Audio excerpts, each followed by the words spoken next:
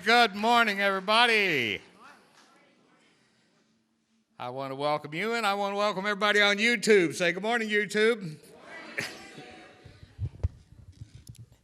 If you have a computer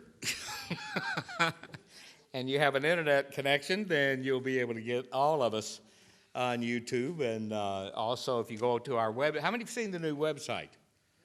Yeah, if you haven't, please go on the website and check it out. It's all new and it's wonderful and it's beautiful. And also, there are 2 years of radio programs on there. And there's all of our Sunday services, all the speakers there, and you can click on Get YouTube. So we're around, and let people know about it, especially if you are introducing people or would like to let them know about what we do. Just say, go on YouTube and check it out. And there we are. Everybody say, the way it works. Everybody get your hand out this morning? Okay, here's a quote from Dr. Ernest Holmes, and this is a great way to start the lesson this morning because we are moving through the basic ideas of science of mind, religious science, this month, which we are honoring the tradition that was set by Dr. Ernest Holmes back in the 30s. In the 30s, when he would get up every Sunday morning in January and he would teach the basic ideas, and we have continued that tradition. Dr. Holmes says in the textbook On the Way It Works, the science of mind is not a special revelation of any individual. Of any individual. There's a great lesson here, and that is one that I learned early in my study of religious science and metaphysics, and that is this. If you find a guru that's leading you to the guru, you found the wrong guru. Because a true guru will not lead you to the guru, they will lead you where? To you. If you find a guru leading you to something beside you, you found the wrong guru. They are suspect. If you found a teaching that is not leading you to you, that is leading you to the teaching, you found the wrong teaching. You found a false prophet. Primarily because truth is not truth unless it leads you to yourself. And this the great teachers have taught us, as Dr. Holmes continues here. The science of mind is not a special revelation of any individual. Of any individual. Let's look at this again. No one who's ever existed has more power than you have. They may have used it at another level. They have used it maybe with more of an unlimited acceptance of the truth of self when they spoke their word. When we speak our word, and Jerry was so beautiful in her opening treatment, a religious science practitioner is someone, and remember, in Religious Science International, all the ministers are practitioners first. Are practitioners first. Every minister in our teaching is a practitioner first.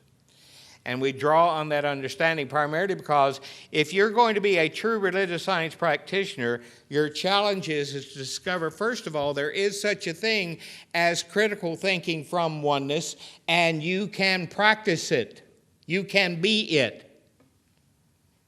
Not in duality, thinking about oneness, but in oneness, understanding duality. Coming from oneness. Oneness does not get up and complain about the way things are and the way things were and how terrible, and I think I'll give a treatment. Okay. They are a treatment. Why? Because we know as religious scientists that we are in treatment all the time. And here's the thing about it. It's not just religious science that's in treatment. Everyone on this planet, whether you're a Hindu, Buddhist, Islam, Jew, Christian, it doesn't matter. Everybody thinks, therefore everybody's in treatment. Therefore, we need to understand as religious scientists that you can either be in world mind treatment and think like the world, or transformed by what? The renewing of your mind, which is spiritual mind treatment, which is seeing the world, describing the world, thinking about the world, giving to the world, and receiving from the world from unlimited oneness. This is what we talked about last week, the thing itself. It's everywhere at once. We move from it, through it, to it, always. It always has been. It always will be. We're an idea within it. That idea takes form because it moves through law. And because we're an idea within it, we will always have a form to express through. But it's the here and now we're after. Dr. Holmes said the hereafter is not what we're here after.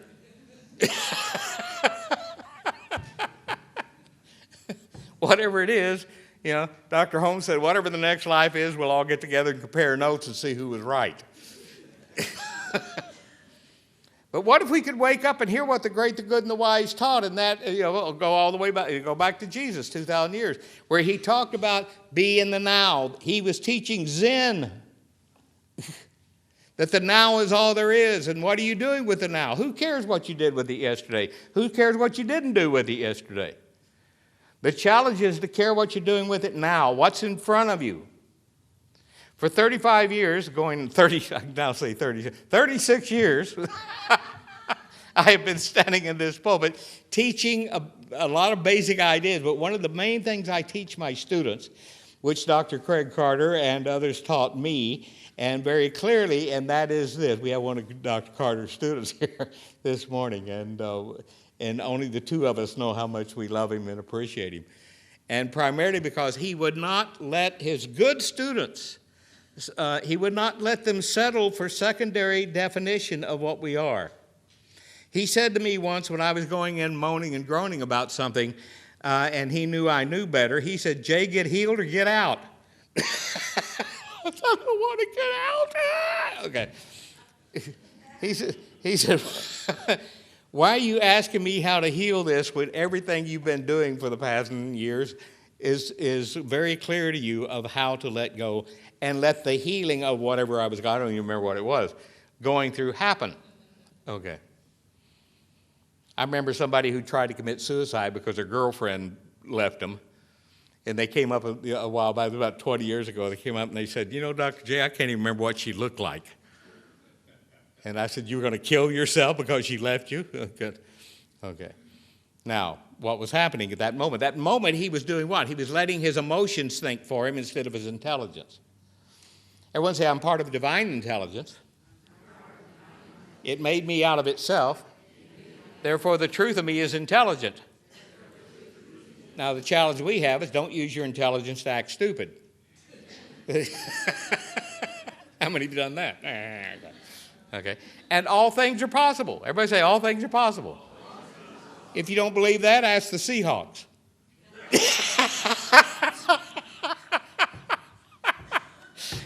Seeing who football fans are this morning. I have a feeling all the football fans are home watching playoffs today. Okay. Anyhow. Dr. Holmes continues. The science of mind is not a special revelation of any individual. It is rather a culmination of all revelations. We take the good wherever we can find it, making it our own insofar as we understand it.